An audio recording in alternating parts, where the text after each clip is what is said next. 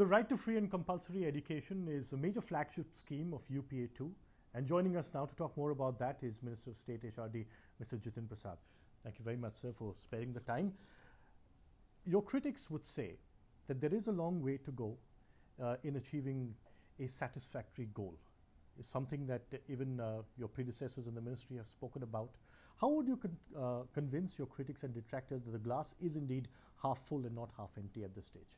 You're right, it's a very ambitious scheme that the UPA government decided in 2009, and the implementation began in April 2010. And from there on, it's been 3 years where the deadlines have to be met by, which had to be met by March this year. True.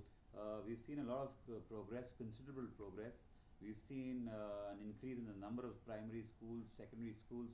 We've seen the gross enrollment ratio go up. We've seen the dropout ratios come down. We've seen recruitment of teachers happening wherever there's a requirement, infrastructure, buildings, boundary walls, toilets, so on and so forth. All parameters are being tried to be met and to ensure better quality of education for the children of India. Now, given that it is a concurrent subject, there is a certain amount of coordination required with states. There have been states that have written to the centre asking for better facilitation. How are those challenges being overcome? Well, we are trying our best because no program would be successful without the support of the state governments. And the whole intention is that education being paramount of importance is top priority for this government. And we don't want any politics to come in between delivery and the success of any program related to education. Are you saying there is politics coming in? No, we don't want any program to get stuck in political issues.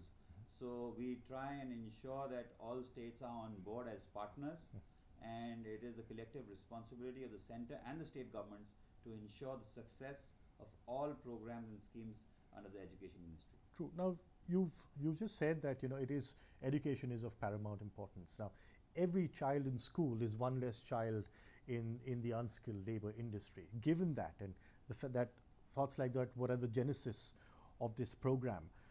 What are the new?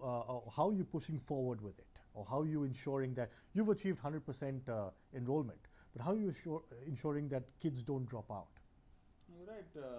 We are going in for from a test-based approach to a evaluation-based approach, where not only they are being judged on one particular day of examination on once a year, but every 3 months probably they will be assessed as to how they are performing, what the problem lies with the student, and also what the problem lies with the teacher, to ensure that both can course correct in the middle and ensure that no dropouts happen.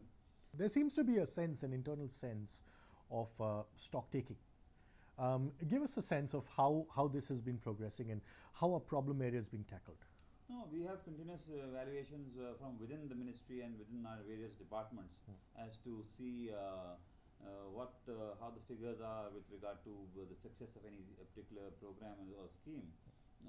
As well as external assessment is also appreciated and taken into consideration while we plan for the future. Well, thank you very much for your time, sir. Thank you.